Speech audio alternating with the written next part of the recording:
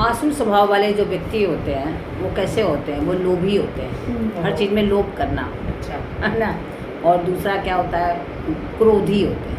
क्रोध भी उनको बहुत जल्दी जल्दी आता है, आवेश में आ जाते हैं। और अभिमान को लेकर के किस प्रकार के मनोरथ पूरा किया जाए, अभिमान भी रहता है उनके अंदर कि मेरा ये चीज़ ऐसे होनी चाहिए, वो चीज़ ऐसे, हर चीज़ में उनका एक अभिमान रहता है। एक स्वाभिमान एक अलग चीज़ होती है और अभिमान एक अलग चीज़ होती है। अभिमान जो होता है वो अहंकार से युक्त होता है और स्वाभिमान होता है कि अपने स्वाभिमान की रक्षा, ये मतलब अपने भारत के प्रति सम्मान या अपने धर्म के प्रति या अपने समाज के प्रति, अपने परिवार के प्रति, हाँ, वो सम्मान वो अलग है और अभिमान जो है वो अलग है।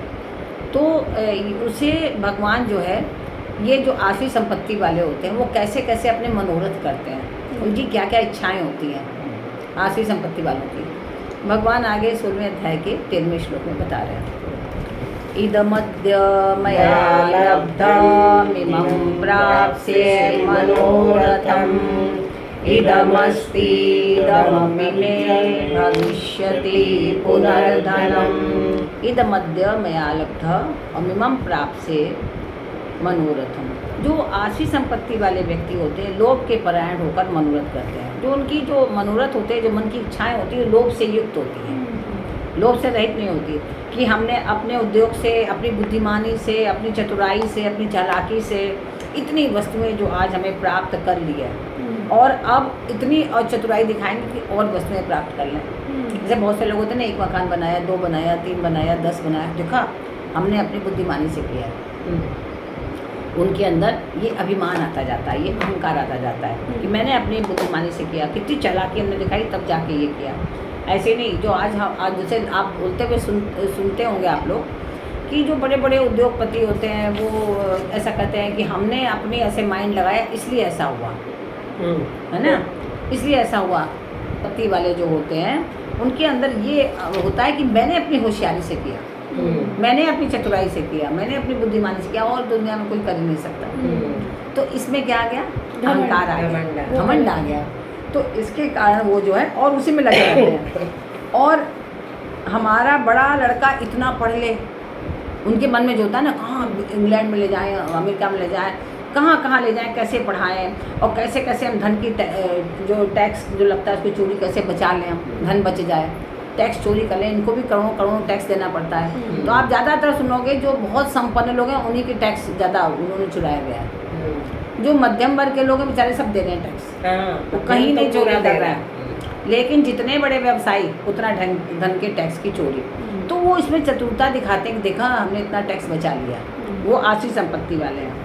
और इतना मकानों के किराए से हमारा आ जाएगा, वो सोचते हैं इतना हमने टैक्स से चोरी कर लिया, अब इतना हमारा मकान से किराया आ जाएगा, इतना जो है हम ब्याज का रुपया ले लेंगे। मतलब इस तरह से उनका जो लोभ ऐसी तरह से बढ़ता रहता है कि कहाँ से कितना पैसा आएगा।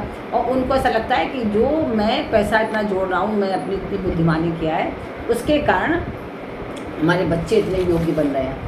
और जबकि उनके बच्चे बहुत ज़्यादा योग्य बन नहीं पाते हैं और बाद में भी उन्हीं को सताते हैं। लेकिन ये स्थितियाँ ऐसी रहती हैं कि वो ऐसा करते हैं क्योंकि गलत ढंग से आपने करा तो गलत आपको फल दुष्फल मिलेगा, ऐसा नहीं कि नहीं मिलेगा। इदमस्ति इदमपि में भविष्यति पुनर्धनम। जैसे जैसे उनका लोभ बढ़ता जाता है, क्योंकि लोभ का तो यही है ना कि 1 रुपया आया तो हम सोचेंगे और 5 रुपया कैसे आया, 5 आए तो हम कैसे सोचेंगे 10 आए। एक ये स्वाभाविक प्रवृत्ति है, ऐसा नहीं किसी एक की प्रवृत्ति है, ये हर किसी के अंदर ये प्रवृत्ति होती है। आप देखो बंदर को 1 केला दो, वो सोचेगा 2 के दूसरा केला भी आपके यहाँ से छीन लें, वो भले ही ना खा पाए लेकिन दूसरा तो पहले छीन लें। मतलब जीव, मनुष्य क्या, पशु की भी ये प्रवृत्ति है, पक्षी की भी ये प्रवृत्ति है। आप दो ना, वो और सोचेगा और कैसे खींच के ले लें। तो हमारे बहुत बढ़ गई दैवी संपत्ति, जब बढ़ गई तब आशी संपत्ति अपने आप ही दब जाएगी। लेकिन जो आशी संपत्ति वाले होते हैं ऐसी उनकी दैवी संपत्ति दबती जाती है। कहते हैं अरे क्या है, सब मूर्ख लोग हैं, भगवान के नाम से कुछ होता है क्या? उससे कुछ नहीं होता। दान दे दो, सब लेके ऐश करेंगे, हमारे पैसे का जो हमने मेहनत से कमाया, उनके मन में ऐसा चिंतन होता है ना। तो प्रवृत्ति तो दोनों है, कभी कोई बढ़ जाती है, कभी कोई घट जाती है। तो हमें वो निर्णय करना है कि हमें किस प्रवृत्ति को बढ़ावा देना है, ये निर्णय हमें करना है स्वतः अपने विवेक से। तो क्या होता है कि ये ऐसे ही सोचते हैं कि कोई हम इतना मेहनत करते हैं, इतना परिश्रम करते हैं, तब तो हम धन कमाते हैं। कोई चलते फिरते धन हो सकता है क्या? हैं। ये लोग तो केवल क्या करते हैं, मल मूत्र त्यागते हैं, ऐसे पड़े रहते हैं, इनको समझ में नहीं आता, खाली बैठ के राम राम ऐसे कर रहे हैं, सोचते हैं पैसा आ जाए, ऐसे थोड़ी ना आएगा। तो उनको लगता है सब व्यर्थ मूर्ख लोग हैं सब। खूब मेहनत करो, खूब परिश्रम करो, किसी को दो मत, अपने बटोबट अपने सुख के लिए हम करें। कल बताया था ना कि यावत जीवे सुखम जीवेत और ऋणम कृत्वा घृतम पीवेत। ये चारवाक ऋषि ने कहा ऐसा कि भाई हम जब तक जिए सुख से जिए, चाहे भली ऋण करके घी लेके पीना पड़े, लेकिन पियो, लेकिन तान के सो आराम से। तो ये है हमारे मतलब सुख की अभिलाषा। हाँ, मेरे तो क्या होता है, जब जीव का जो है उसके मनोरथ बढ़ते जाते हैं, उसका चिंतन बढ़ जाता है, तब ये चलते फिरते काम धंधा करते, भोजन करते, मल मूत्र त्याग करते भी, तो क्या करेगा, पूजा पाठ की जगह क्या करेगा, कि धन कैसे बढ़े, धन कैसे बढ़े, इसका चिंतन होगा। अब और धन कैसे बढ़ जाए, है हम क्या काम करें कि धन बढ़े, ये चिंतन करता रहेगा। इसे जब भी करेगा ना, जब तो हाँ से तो जब हो रहा है, लेकिन मस्तिष्क के चलेगा, अच्छा वहाँ से इतना रुपया आ गया, अभी इतना कम है, थोड़ा सा इतना और आ जाए तो मैं मकान बनवा दूँ, इतना और, उसका मतलब स्टोरी चल रही है उसके अंदर। और कितने लोग मेरे को आके ही सत्य बताते भी हैं कैसा होता है कि जब कर रहे हैं हाथ से, और लेकिन मन में चिंतन चल रहा है कि मेरा कल्याण कैसे होगा, मैं कैसे धन ज़्यादा कमा लूँ, मैं कहाँ पैसा मार सकता हूँ, कि किसी का पैसा मार करके या इनकम टैक्स से बचा करके या कहीं से 2-4 रुपया और कहीं से किसी का ले करके हड़प करके कैसे मैं अपने को ऊंचा उठा सकूँ। तो ये सब उसकी जो है जो बातें रहती हैं।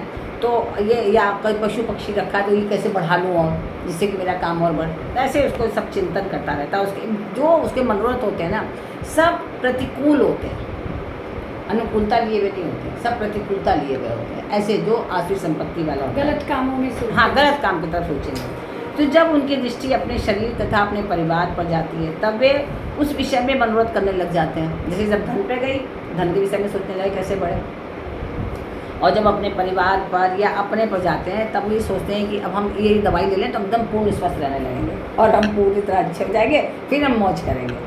तो फिर उनका ध्यान उस पर चला जाता है। तो हमने ये चीज़ें इकट्ठी कर ली, हमने अपने सुख के लिए ये चीज़ें इकट्ठी कर ली और ऐसे वस्त्र मंगवा ली। मतलब उनका जो पूरा ध्यान है अपनी सुख सुविधाओं की वृद्धि में ही जाता है। तो ऐसे मनोरथ करते करते उनको ये याद भी नहीं रहता कि हम बूढ़े हो जाएंगे, और जो इतनी चीज़ें इकट्ठे कर रहे हैं उसका क्या होगा, सब यहीं रह जाएगा और हम ऊपर चले जाएंगे। लेकिन हम इकट्ठी करते रहते हैं, भाई ये भी ले लें, वो भी रख लें, वो भी कर लें। तो ये सब क्या, ये सब सामग्री जो है लोभ के कारण मुझे मेरी बेटी बेटों से डर भी लगने लगता है, कैसा ना हो हमसे पहले ही मार लें और हमें मिले ना, है ना। ये भी उनको डर लगता है कि अपने जीते जी तो नहीं देंगे उनको, हम मर जाएंगे तो फिर पता नहीं क्या करेंगे, किसको कौन कम दे, किसी को ज़्यादा दे, एक ये भी उनके मन में भय लगता रहता है। तो और बच्चों के संग थोड़ा सा अच्छा व्यवहार कर लो, नहीं तो ऐसा ना हो कि मैं खाना ना दें ठीक से। तो ये सब भी उनके मन में बहुत सारी ऐसे दुर्भावनाएं आती रहती, क्योंकि उनकी प्रकृति खुद में ऐसी है।